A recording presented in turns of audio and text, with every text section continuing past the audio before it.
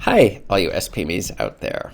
Today's video has 3 points, and you're going to want to stick around because the third point is a secret as to the one thing that so many authors are doing that you may not be thinking about it that's costing you a lot of sales, a major mistake that you're making. So just stick around and I'll hit it. So what we're going to discuss in today's video is the 3 most common self-publisher mistakes.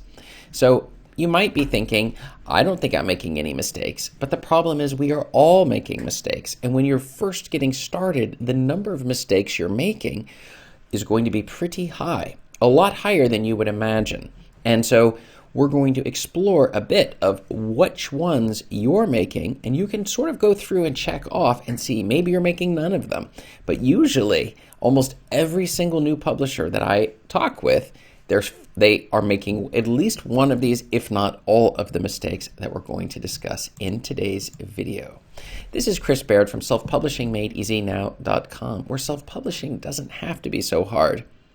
Hit the subscribe button if you find this video to be useful, and make sure you hit the bell so you get the notifications of everything going on. And also, go ahead and grab a copy of my absolutely free self-publishing checklist to make sure that you're not missing any of the key steps and the secrets to winning at the self-publishing game. So let's get into it. From my own story, when I first got started, I wasn't aware of any of the top strategies. So most of the actions that I was doing were in violation of several of the key rules to winning at self-publishing, and I didn't even realize it. So I thought that you would just write a book and you would put it out there, and then that would be it, right? It would either sell or it wouldn't sell, but generally speaking, there wasn't too much more to it than that. Now, of course, when you're first getting started in formatting and figuring out covers and all of these sorts of things, the topics and writing the book, it's so much to think about that it's very easy to make mistakes and to feel overwhelmed with just that, let alone getting into the tactics of how each of these steps should be done best. And I was definitely making a whole number of these mistakes.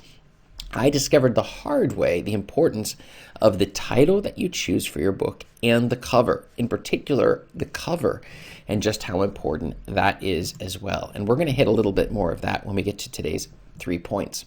So by changing out both the title and the cover, I already started to see an increase, a steady flow of sales coming to my books. And the final thing is, when I started running Amazon ads, that gave that additional boost in order to really reach a goal that I had been setting on the Amazon book sales. And so, but it all starts back with knowing which mistakes you're going to need to avoid and how exactly best to go about avoiding them. But often when we first get started, we're just so overwhelmed with the very process of writing the book that when we reach the end of it, of the writing, and you've got your very first manuscript and you've edited it and it's ready to go and be self-published, it can be a little bit overwhelming to understand and learn that there's even more steps that you're going to need to know. But here at Self-Publishing Made Easy, I put out 300 videos for you, specifically breaking it down to show you that it doesn't have to be hard, that we can simply, by following the right steps, we can achieve the goal of getting our book onto the market and also selling. And that's the key. So what are the 3 most common new self-publishing publisher mistakes? The first one is the wrong niche, genre, or keywords. Now let me explain.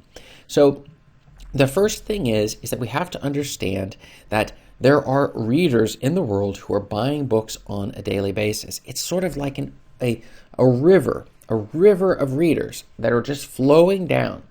And our job is simply to try to find the ones that best match with what type of book we're looking at writing. And so ideally, we wouldn't even start writing until we're aware that there's enough readers who are already buying books on Amazon or other websites before we jump to the next step, which is writing the book and choosing the title. But we can fix this if we made the mistake of writing a book without even knowing how big the market is. One of the concepts I've read before was the subject of writing to market. That is where there's a market of readers out there and we're writing our books in a way that would make them as happy as possible when they read the book that we're writing, as opposed to just being the starving artist where we put our artwork out into the world and just hope the best. And that is a huge problem because we want to make sure that we both can give out the content that's on our hearts to the public to read, but also in a way in which they want to read it as well. This back and forth, like if you're going to produce a new soft drink and you want to sell it on the market, wouldn't it be good to have an idea if the market even wants the drink before we invest a lot of money and time in putting it onto the market? And the same thing applies with your books. So we're going to start, I use a tool called KDSpy. You can find my affiliate link in the description to help me find which books and topics and keywords in particular are selling. For example, like I knew at one time puppy training was a very popular keyword, and I could see there were not that many books on the topic, and yet the books that were on there, their basic sales rank were in the top 100,000. And so there was this ratio between how many books are selling and how many books are on Amazon that told me this was a very popular niche. And so this is one of those popular niches several years back that you could make a decent amount of money by putting a book out. And then if you happen to have the knowledge on that subject, we have a perfect match. As opposed to, let's say, I came up with a clever idea, which was puppy hairstyling. Now, if I find that there are no books on the topic, well, that would make my book be the most popular. But if there's no books, how do I know there's even an audience? Can you see? I hope I'm being clear here that we want to make sure we both have an audience and not too many books on that specific topic. Because if there's too many books, the competition's too high. But if there's no audience, then your sales are it's going to be impossible if you've chosen the wrong market. That was a book I read called Choose that specifically points out that if you choose the wrong market, it makes it incredibly hard. Now, it is possible to win the lottery. Like, for example, if you came up with a fidget spinner back in, I think it was 2017, you would win, but how would you know this was going to become popular? The number of failures you would need would be so massive in order to do that. And that's why for most new authors, it's so important to use the time necessary to make sure that there actually even is a market. Now, if you've already written the book in a particular genre, that's fine, but we can still look at the keywords that are being used in the other books of that same genre. Certain keywords seem to show up in the titles and such. And so we're going to make sure those keywords show up on our titles, and that even a book you've already written, I discovered this one again the hard way, a book you've already written, you can change the title. Now your ISBN that's associated with it will have issues on your print versions of the book and also the audiobook version, but at least you can change the title with the Kindle version and come out with a new version for the paperback.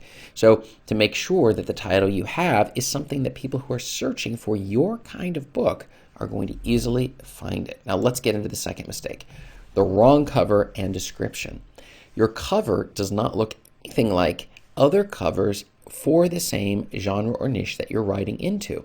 So you might notice shapeshifter romance novels, or maybe you notice that science fiction books all have rockets on the cover, whatever they might have. Look at the top sellers in your category, and your book should fit right on into the covers that are there. This is a huge mistake, because you might be thinking that the readers are choosing your book because of the quality of the text in the book. That is incorrect. They're choosing the book because first they see the cover and it draws them in to click on it. The second thing is they see the title and it has those keywords they're looking for. And then the third thing is they're going to look at the description that you have.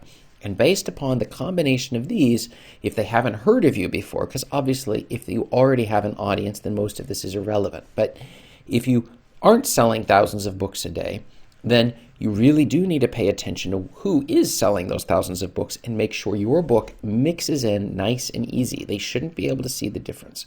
This is a huge mistake that most new authors make. Old authors, too, that are making no sales also make the same mistake. So don't get creative on your titles and your covers and your descriptions. Do what is winning. Follow the formula that is being followed by the top sellers in your niche. Now, it'll be different for different niches, but take a close look. But let's get to the third point of today, and it's our secret point. And even though I already told you the titles and the covers were the most important thing, but you still may be getting no sales because of a common mistake. And I want to hit it on number 3.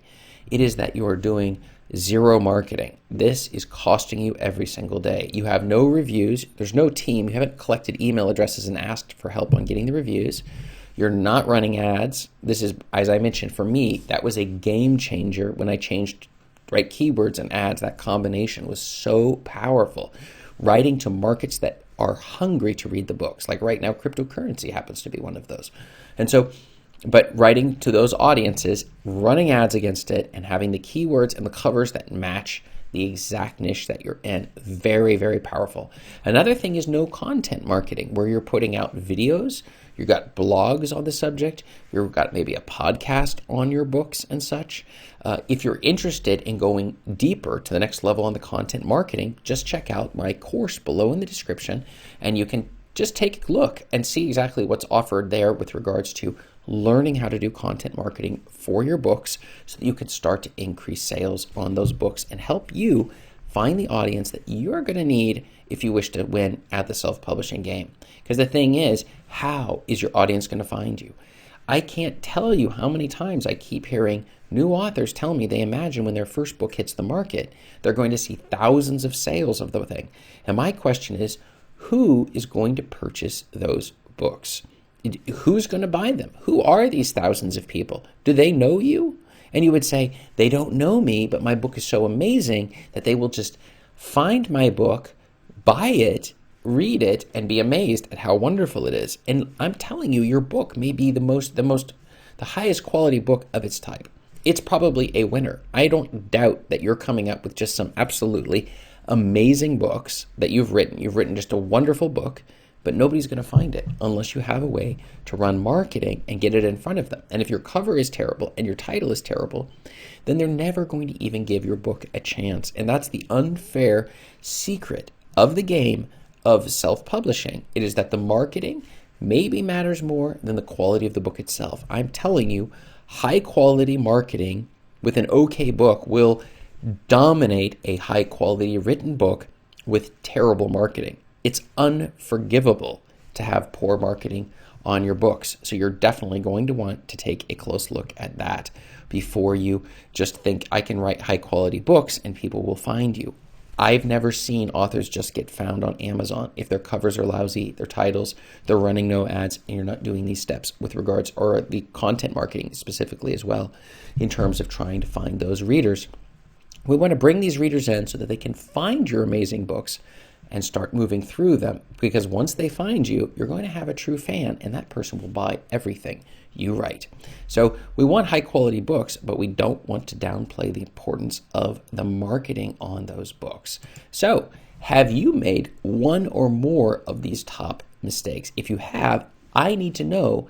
So write yes below in the comments, or write no if you've never made any of these mistakes. Everything's perfectly going well, lots of sales, your covers, your titles, everything's great. I would really want to know, because it will help me know what types of videos I should be producing. And check up above me here for more video answers to your self-publishing questions.